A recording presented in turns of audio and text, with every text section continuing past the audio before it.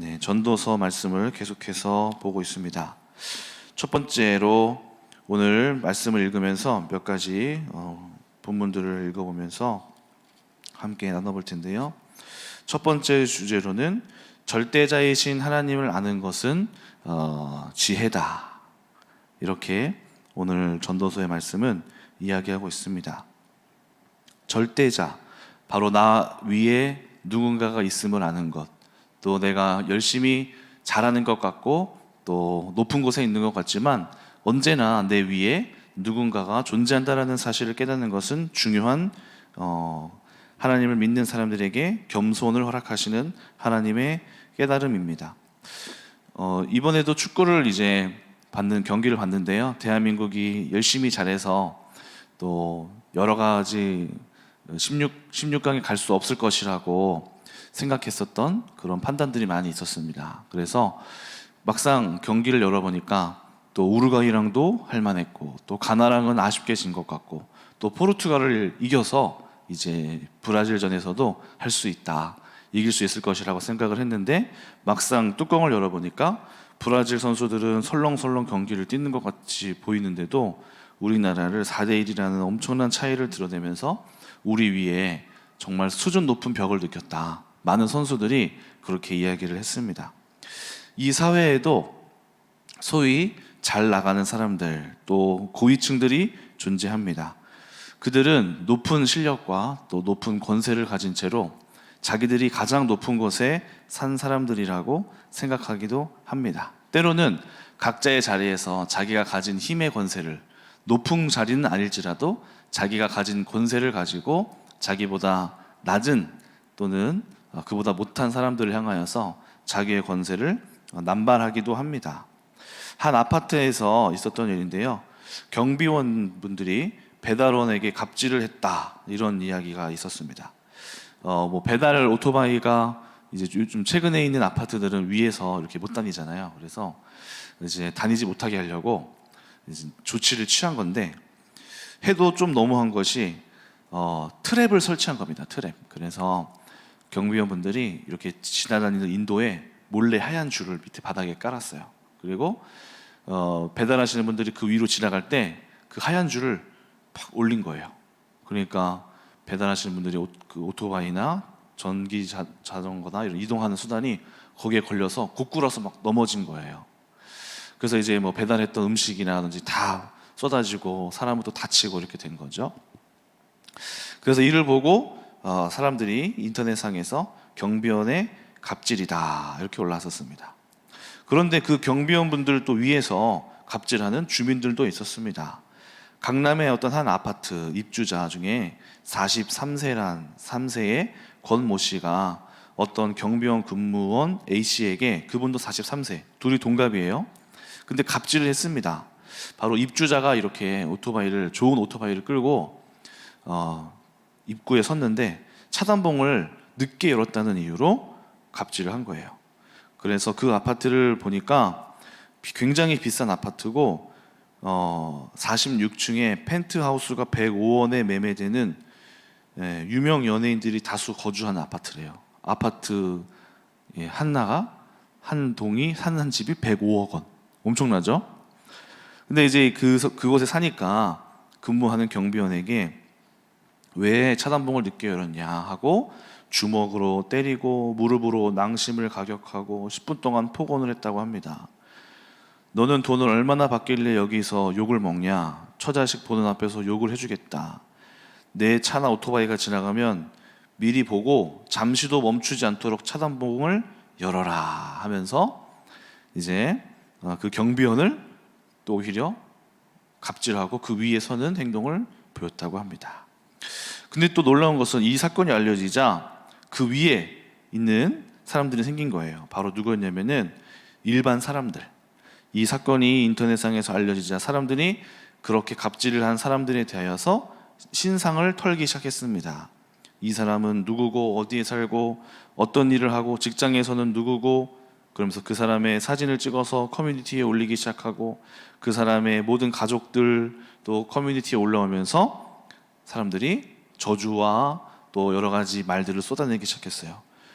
불구를 만들어라, 사회적으로 안매장을 시켜라, 이놈 부모를 세무조사에서 털어라 등등 하면서 계속해서 누군가 위에 누군가가 또 있고 그 위에 그들을 심판하는 또 누군가가 있다는 것을 보게 되죠.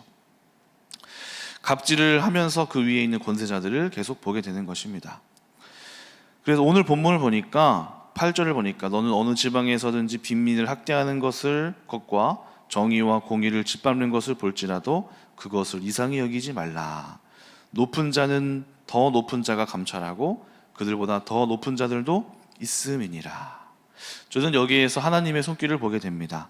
어떤 갑질을 하는 사람이 스스로 자기가 자신의 권세를 이용하여서 남들을 자기 뜻대로 이렇게 행동하게 하는 것 같지만 결국에는 하나님께서는 그보다 더 큰 권위, 그리고 그보다 더 큰 권위, 또 그보다 더 큰 권세를 통해서 그들을 다스리고 있고 그것을 다루고 있다는 것을 보게 됩니다.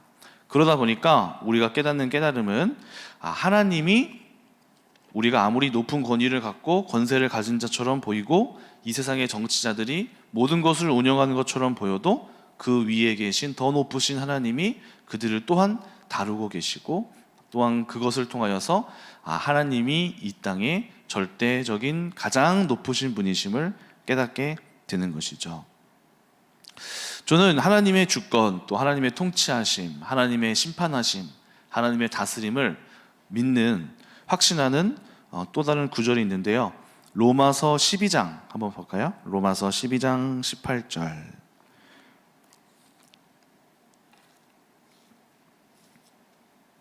로마서 12장 보니까 이렇게 되어 있습니다. 18절에서 20절. 할 수 있거든 너희로서 모든 사람과 더불어 화목하라. 내 사랑하는 자들아 너희가 친히 원수를 갚지 말고 하나님의 진노하심에 맡기라. 기록되었으되 원수 갚는 것이 내게 있으니 내가 갚으리라고 주께서 말씀하시느니라. 네 원수가 줄이거든 먹이고 목마르거든 마시게 하라. 그리함으로 네가 숯불을 그 머리 위에 쌓아 놓으라. 악에게 지지 말고 선으로 악을 이기라. 저는 이 말씀을 보면 하나님의 절대 주권, 하나님의 주권을 보게 됩니다. 내가 내 스스로 심판하지 않고 내가 가지고 있는 권위로 어떤 일을 행하지 않더라도 바로 하나님이 그 주권 속에서 친히 행하실 것이고 하나님이 일하실 것이고 하나님이 나보다 더 공의롭고 의롭게 내 원수를 향하여서 아버지의 뜻을 펼칠 것이라는 그러한 믿음, 그것이 제 마음에 있는 것이죠. 그러다 보니까 저를 비방하거나 저에게 대하여서 여러 가지 어떠한 말들을 하는 것에 대하여서 이런 생각을 하게 됩니다. 나를 원수로 삼는 사람들이 있을 때 그것에 대하여서 분노하지 않고 제 마음속에서 이런 기도를 합니다. 하나님, 제가 받아야 할 비판이라면 제가 달게 받게 하시고 만약에 그렇지 않다면 주님께서 공의롭고 정의롭게 그 뜻을 헤아려 주십시오. 이렇게 제 마음에 품어요. 그리고 여기서 말했듯이 20절, 네 원수가 줄이거든 먹이고 목마르거든 마시게 하라. 물론 제가 그 사람에게 찾아가서 먹이고 입히진 않을지라도 그 대상을 향하여서 제가 스스로 심판하지 않는 마음속에서 그 대상을 향하여서 원수 짓지 않고 하나님이 공의롭고 정의롭게 이 일을 아시고 판별하시리라 라고 하는 마음을 갖고 있는 거죠. 그러다 보니까 제 마음속에 제가 스스로 그 대상을 심판하지 않는 그러한 하나님의 주권, 또 하나님의 크심, 하나님이 행하심, 이 땅 가운데 하나님이 공의롭게 모든 것을 정의롭게 이미 운영해 나가고 있으심을 믿는 것입니다. 그래서 오히려 그 하나님께 아뢰게 되는 것이죠. 근데 많은 사람들이 어떻게 할까요? 자기가 주권자가 되고 자기가 심판자가 되어서 자기가 그 모든 심판을 행하려고 합니다. 그러나 심판과 모든 결과는 하나님께 맡기는 거, 하나님께서 하시리라, 하나님께서 행하시리라, 이 땅의 모든 주권자가 하나님이시리라 라고 믿는 마음이 우리 가운데 필요할 것입니다. 또는 하나님은 물질에 대한 주권자이심을 믿어야 합니다. 오늘 본문에서 하나님이 주권자이심, 물질에 대한 주권자이심, 우리 가운데 우리가 얻은 재물과 부귀와 영화가 하나님께로부터 나왔음을 또 한번 말하게 되는데요. 몇 절일까요? 18절, 19절을 한번 찾아보면은 사람이 하나님께서 그에게 주신 바 그가 일평생 먹고 마시며, 자, 18절에 뭐라고 되어 있죠? 우리가 먹고 마시는 것을 누가 주셨다고 말하나요? 하나님이 주셨다. 또 19절 보니까 또한 어떤 사람에게든지 하나님이 재물과 부요를 그에게 주사. 자, 성경은 우리가 바로 누리고 받고 얻은 것들은, 특히 우리가 지금 경제적으로 얻게 되는 돈, 물질, 많은 상황들, 이 모든 것들이 내가 수고하여서 또 내가 노동하여서 얻은 대가이기도 하지만 그것을 또한 허락하신 이는 바로 하나님이 그 크기를 이 사람에게는 이만큼을, 저 사람에게는 저만큼을 허락하셨음을 성경은 말하고 있습니다. 모든 물질과 재물의 주권은 또한 하나님에게 있는 것이죠. 어떤 드라마에서 한 아이가 제목 공짜라는 제목으로 이렇게 썼습니다. 선생님께서는 공짜는 없다고 하셨다. 그러나 공짜는 정말 많았다. 공기 마시는 것 공짜, 말하는 것 공짜, 꽃향기를 맡는 것 공짜, 하늘을 보는 것 공짜, 바람 소리를 듣는 것 공짜, 미소 짓는 것 공짜. 그런데 가만히 보니까 이 모든 것들은 인간이 돈으로 살 수 없는 너무너무나 중요한 것들은 하나님께서 우리에게 주신 것들, 얼마나 소중하고 중요하고 돈으로도 살 수 없는 가치들을 하나님이 그 주권대로 우리에게 허락하셨다는 거죠. 하물며 물질이야 어떡하겠습니까? 이 물질 또한 하나님께서 주권을 갖고 계시고 하나님께서 허락하시는 대로 우리가 얻게 되는 것이죠. 그래서 우리는 구할 때 누구를 향하여서 구해야 할까요? 모든 물질과 모든 재산과 또 모든 것들의 소유자가 바로 하나님이시기 때문에 우리의 필요가 있다면 바로 하나님께 구해야 한다는 것입니다. 하나님. 그래서 야고보에서도 이렇게 말하죠. 너희가 지혜가 부족하거든 능히 주시고 꾸짖지 아니하시고 후히 주시는 하나님께 구하라. 왜 야고보서는 이런 말씀을 했을까요? 그것은 바로 지혜 역시 하나님의 소관대로 허락하심에 따라 하나님이 부어주시고 하나님이 내려주시고 하나님이 쥐어주심에 따라 우리가 갖게 되고 소유하게 되는 것이기 때문입니다. 그러므로 우리가 하나님께 구할 때 확실한 믿음을 갖고 구해야 합니다. 하나님이 허락하셔야만이 하나님이 주실 수 있다. 여러분 혹시 가운데 물질이 부족하시나요? 하나님 물질을 허락해 주십시오. 하나님 이러한 것들을 허락해 주십시오. 하나님 저에게 지혜를 허락해 주십시오. 가정을 다스릴 수 있는 지혜를 허락해 주십시오. 또 무엇도 갖고 계실까요? 하나님 제 마음에 은혜를 주십시오. 평안을 주십시오. 평안. 그렇죠? 예수님이 또 뭐라고 말씀하셨나요? 내가 너희에게 평안을 주노니 세상이 갖고 있는 평안과 다른 평안이요. 주님 그 평안을 나에게 주십시오. 주님 나에게 용서의 마음을 주십시오. 주님 저에게 사랑이 부족합니다. 사랑의 마음을 주십시오. 누군가를 긍휼히 여김을 주십시오. 봉사를 할 수 있는 힘을 주십시오. 하나님께 구해야 하는 것이죠. 하나님이 모든 것들의 주권자이기 때문입니다. 두 번째로는 우리가 하나님께 구할 것은 우리가 재물과 또 많은 권세와 이런 것들을 대부분의 우리의 기도 속에서 하나님, 대부분은 물질적인 것을 많이 구하는데요. 물질을 구하되 그것을 잘 다룰 지혜를 달라고 함께 기도해야 합니다. 10절을 보니까 재물에 대하여서 전도서에서는 말합니다. 5장 10절을 보니까요. 은을 사랑하는 자는 은으로 만족하지 못하고 풍요를 사랑하는 자는 소득으로 만족하지 아니하나니 이것도 헛되도다. 재물이 이 땅에서 악한 것일까요? 저는 그렇게 생각하지 않습니다. 재물은 필요하고 재물은 이 땅에서 때론 우리 가운데 기쁨을 가져다 주기도 합니다. 그래서 많은 사람들이 재물을 통하여서 기쁨을 얻고 행복을 얻고 재산을 통하여서 만족을 누리고자 합니다. 그런데 그것이 절대적인 만족과 절대적인 누림을 허락하지는 않는다라고 전도서는 이야기합니다. 오히려 오늘 이 10절을 보니까 많으면 많을수록 문제가 되는 것이죠. 11절, 재산이 많아지면 먹는 자들도 많아지나니 그 소유주들은 눈으로 보는 것 외에 무엇이 유익하랴. 오히려 자신의 돈을 쓰지도 못합니다. 자신의 소유주들, 자신이 챙겨야 할 사람들이 오히려 그 모든 것들을 더 쓰고 소유하는 사람들은 그것을 눈으로만 보고 있는 것이죠. 또 12절, 노동자는 먹는 것이 많든지 적든지 잡을 달게 자거니와 부자는 그 부요함 때문에 자지 못하니라. 결국에는 13절 이렇게 말하는데요. 내가 해 아래에서 큰 패단이 되는 일이 있는 것을 보아하니 곧 소유주가 재물을 자기에게 해가 되도록 소유하는 것이라. 그러니까 물질이 어느 정도 우리에게 기쁨과 또 즐거움과 만족과 행복감을 가져다 주지만은 이 물질이 많으면 행복할 것이라고 생각하여서 많은 사람들이 이 물질을 목적으로 하고 목표로 하고 쫓아가는데, 그걸 가져본 전도자가 하는 말은 네가 가져봤고 온 지혜를 다 동원하여서 부유한 자들의 삶을 살펴보니 그것이 만족을 가져다 주지는 못하더라 하는 것을 깨달은 것입니다.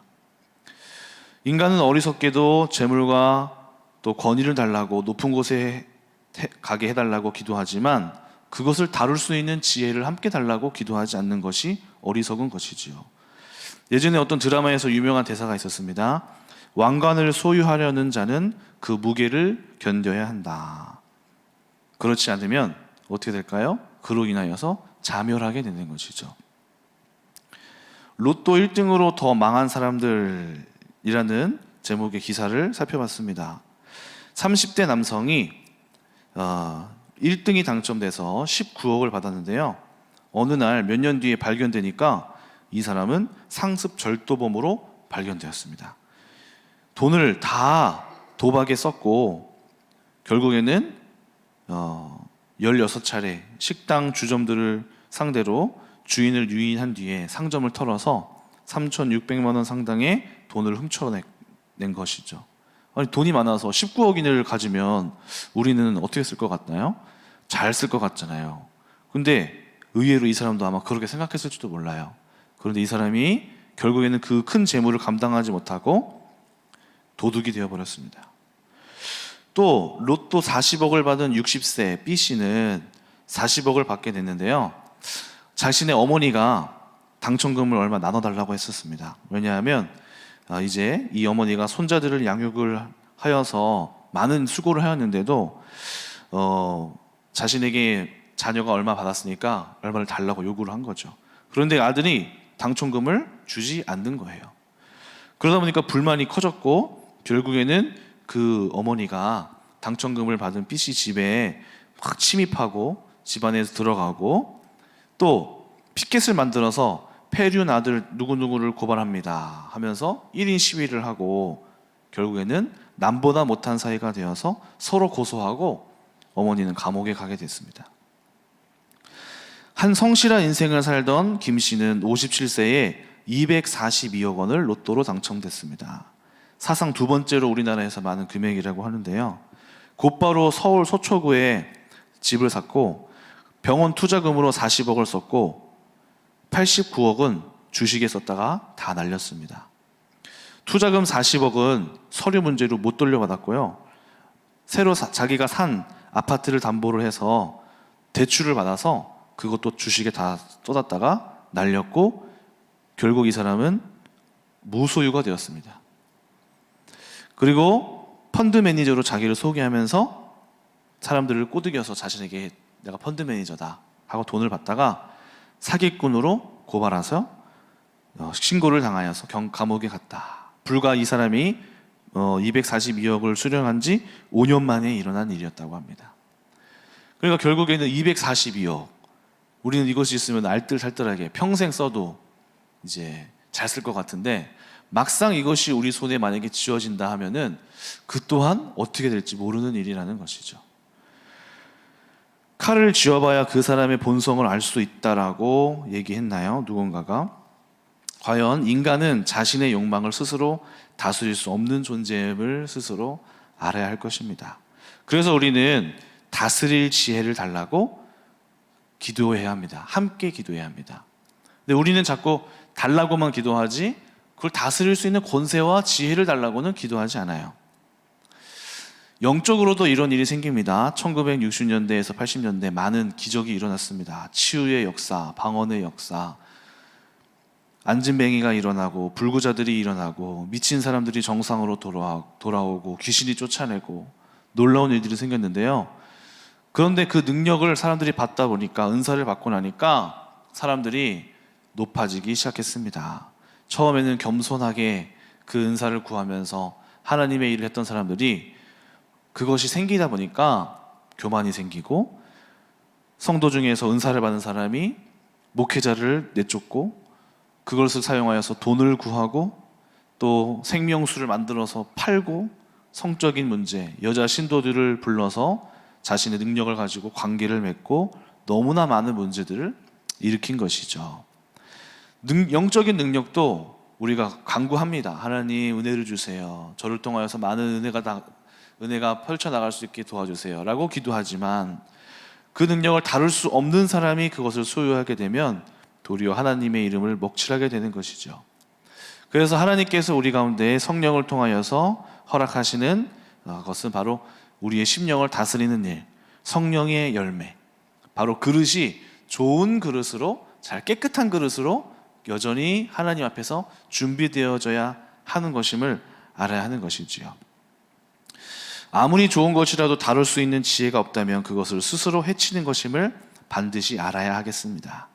그래서 우리 가운데 하나님이 허락하시는 기도와 또 하나님이 허락하시는 열매는 우리의 육신의 소욕들, 육신의 잘못된 길로 갈 수밖에 없는, 하나님이 아무리 좋은 것을 주시더라도 그것을 다룰 수 없는 상태가 아니라 좋은 것으로 잘 나 스스로를 다룰 수 있도록 성령께서 우리 마음 가운데에 끊임없는 작업을 하신다는 사실을 알아야 할 것입니다.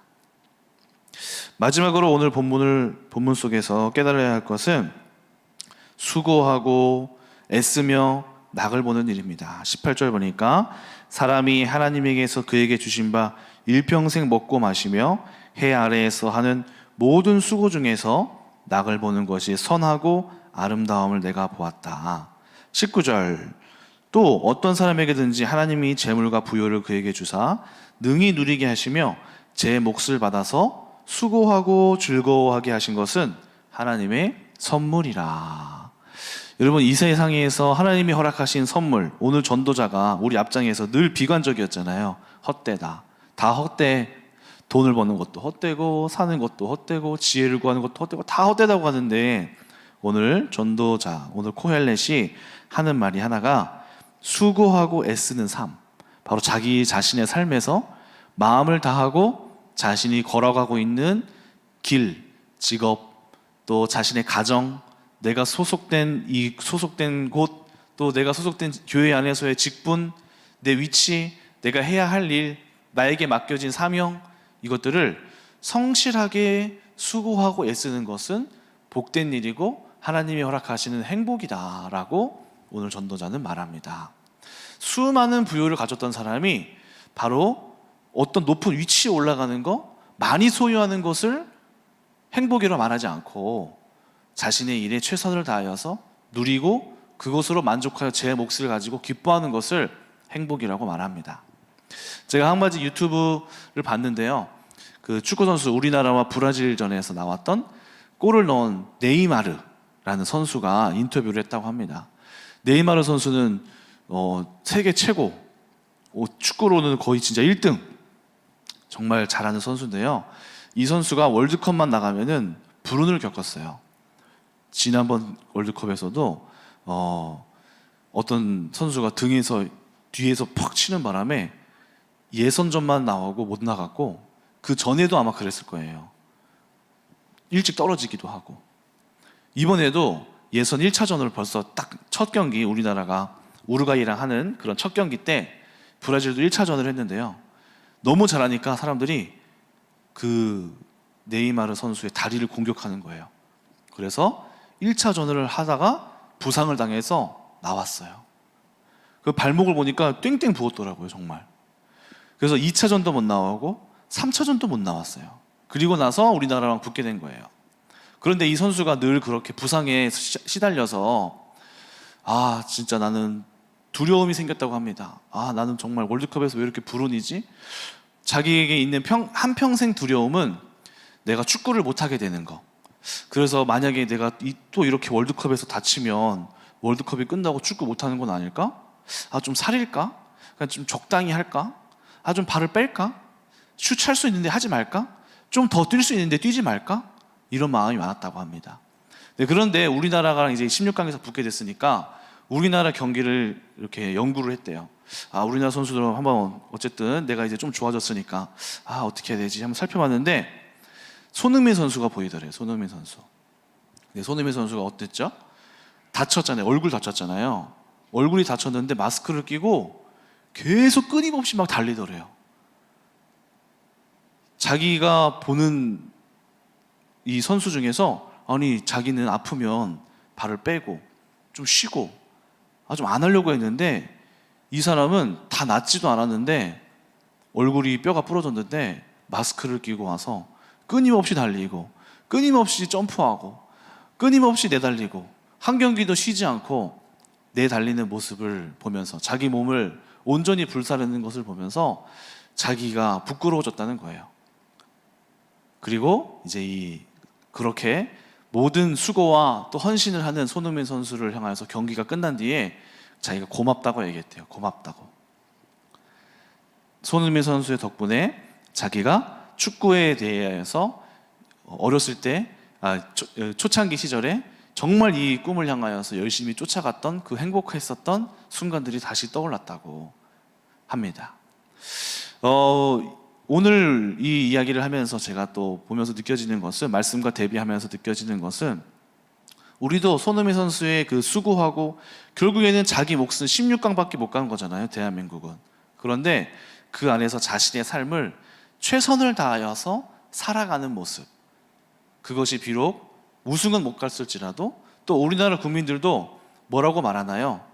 잘 열심히 수고한 것이 눈에 보이니까 우승을 못해도 박수 쳐주는 거잖아요. 박수 쳐주는 거. 하나님이 보시기에 아름다운 삶은 바로 이런 거라는 것이죠. 어떤 것을 목표를 이루지는 못했을지라도 자신의 삶에서 수고하고 애쓰는 거, 또 하나님의 일을 끝까지 해내는 거. 아브라함이 큰 민족을 자신이 눈으로 봤나요? 아브라함이 본 것은, 하나님은 아브라함한테 민족을, 나라를 약속했는데 아브라함이 본 것은 이삭 한 명이었습니다. 그런데 그 이삭 하나만으로, 그리고 자신에게 주신 영원함을 보면서 자기 이후에 펼쳐질 하나님의 꿈을 자신은 보지 못하지만 자신에게 주어진 삶 안에서 최선을 다하는 모습을 하나님은 보신 것입니다. 그리고 그것이 하나님 보시기에 참 수고하였고 복된 것이다 이야기합니다. 어쩌면 우리도 이 땅에 살면서 놀라운 일을, 큰 일을 할 수는 없을지도 모릅니다. 그것을 못 볼지도 모릅니다. 그러나 우리가 할 수 있는 것은 하나님 안에서 열심히 수고하고 애쓰는 일, 이 땅에서 우리에게 주어진 사명들을 잘 감당해내는 일, 그것이 하나님이 우리 가운데 기뻐하실 일이 아닐까요? 기도하겠습니다. 하나님 감사합니다. 우리 전도자를 통하여서 물질에 대하여서도 보고 보았고 또 어떻게 살아야 할지 보게 하시니 감사합니다. 우리에게 허락한 이 인생 얼마나 복되고 즐거운지, 우리가 우리 삶에서 불평하고 또 우리 삶에서 불만족 느꼈던 모든 것들을 하나님 각자 제 몫은 다르지만 나에게 주어진 이 몫을 기쁨으로 누릴 수 있게 하여 주시옵시고, 나에게 주어진 삶을 최선을 다하여서 기쁨으로 누릴 수 있도록 하나님 그렇게 내 삶을 다시 조명할 수 있는 안목을 허락하여 주시옵소서. 또한 그 안에서 만족하고 누리기를 원합니다. 또한 나에게 주어진 이 사명, 하나님과 함께 더불어 사는 이 땅에서의 삶은 수고와 고통이 있지만 수고와 고통이 아니라 수고와 기쁨이 되게 하는 은혜가 필요합니다. 오늘 하나님께서 허락하시는 대로 이 땅에서 남겨진 삶을 살아가면서 누리며 살 수 있는 그러한 기쁨이 넘치는 그 성도님들의 삶이 되도록 축복하여 주시옵소서. 우리의 안목을 바꿔 주시옵소서. 감사드리며 예수님의 이름으로 기도드립니다. 아멘.